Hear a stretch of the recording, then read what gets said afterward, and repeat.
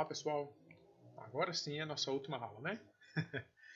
O que acontece? Vamos falar agora da questão do etanol, certo? Etanol, né? Que nada mais é do que aquele álcool utilizado pelos automóveis, certo? Como nós podemos abordar, né? Como nós vamos começar a estudar essa questão do etanol aqui no Brasil. A história do etanol, certo? Da utilização do álcool aqui no Brasil tem início a partir de um programa denominado como Proálcool, certo? O Proálcool ele teve início, né, que nada mais vai ser do que o Programa Nacional do Álcool. Ele foi implantado ali na década de 70, ok? Período esse em que foi possível observar a crise do petróleo, certo?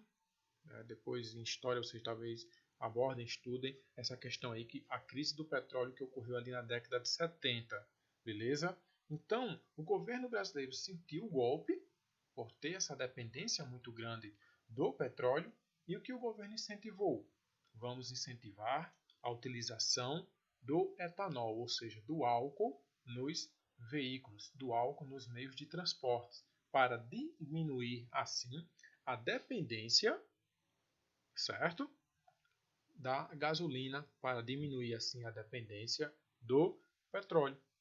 Tranquilo? Então, a utilização do etanol aqui no Brasil como combustível teve início na década de 70 com o Proálcool, incentivado ali pelo governo federal. Beleza? Esse programa ele ganhou força, se desenvolveu, tal, mas perdeu força ali na década de 90. Beleza?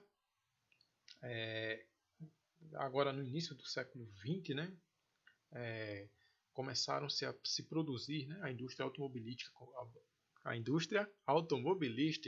quase que eu não falo, começou a produzir carros bicombustíveis, né, que utilizam aí dois tipos de combustíveis, no caso, né, que são denominados carro flex, certo?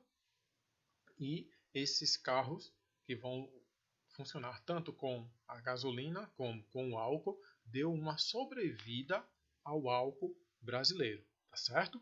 Ou seja, deu uma sobrevida à utilização, certo, do álcool como fonte de combustível, principalmente pelos automóveis, né, que rodam aqui nas cidades, né, nos grandes centros urbanos. Beleza? Então, vamos aqui abordar o seguinte, ó. As áreas aqui no Brasil onde mais se produzem, né? Vamos lá, é comum, é normal que a região sudeste, São Paulo ali, se destaque na produção do etanol, por ser a região, né, a região sudeste e a cidade de São Paulo em si, ser a área onde nós vamos ter a maior concentração populacional, maior fluxo de pessoas, maior fluxo de meios de transportes, enfim. Então, é natural que essa produção ela esteja presente no estado de São Paulo, certo? Pode estar presente também ali em parte do estado do Rio de Janeiro, norte do Paraná. Aí se eu venho aqui para o Nordeste, eu vou ter o estado do Pernambuco como um grande produtor, né, de álcool, certo? Lembrando que a cana, que o álcool produzido aqui no Brasil, ele é derivado da cana-de-açúcar, e a cana-de-açúcar não é plantada apenas para a produção do álcool, é plantada também, né, para a questão da produção do açúcar mesmo, certo? E para outros fins, né, para ser utilizado também em outros segmentos. Então, aqui no Brasil nós podemos destacar o estado de São Paulo, podemos destacar o estado de Pernambuco, nós podemos destacar esses dois estados aí, né? Mas lembrando que não está concentrado só em São Paulo ou só em Pernambuco. São Paulo, aí você pega ali parte do Rio de Janeiro, possa ser que você pegue o norte do estado do Paraná, certo? Se você for ali no Pernambuco, eu vou ter o estado do Pernambuco, mas não quer dizer que só Pernambuco produz. O Rio Grande do Norte, o nosso estado aqui, produz bastante, certo? Eu vou ter o estado da Alagoas que vai produzir, tá certo? Então, todos esses estados, né, que passaram por essa questão da colonização portuguesa, que foi marcada a presença das capitanias hereditárias, teve como marco inicial o plantio, né, o cultivo da cana-de-açúcar, e isso ficou impregnado. Claro que uns se desenvolveram e continuaram a produzir, a plantar, e outros, infelizmente, não. Mas os estados brasileiros que mais vão produzir aqui serão os estados de São Paulo e o estado de Pernambuco. Tá bom? A Bahia também produz. as vantagens e desvantagens. Aí nós vamos observar. Vantagem, como que o álcool, né, ele vai apresentar vantagens de que forma? De certa forma, não vai agredir muito o meio ambiente, certo? Não vai emitir tantos gases poluentes. De certa forma, é considerado renovável, né? Porque se você tiver uma área gigantesca, você consegue fazer o rodízio, certo? Você pode implantar ali o sistema de plantation, certo?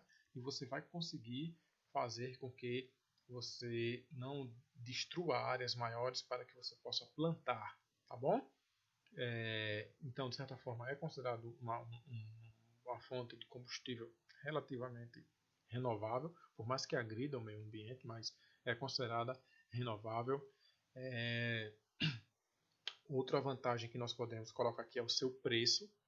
Quando você compara o álcool com a gasolina, basta você ir no posto de combustível que você vai ver a diferença. Então, uma vantagem é o custo, né? O valor que se paga, tá legal? Já as desvantagens, o negócio está complicado hoje. Já as desvantagens que nós podemos abordar é áreas que precisam ser desmatadas, certo? Com o aumento do consumo do álcool, áreas maiores precisaram ser desmatadas, certo? Então isso é um fator negativo.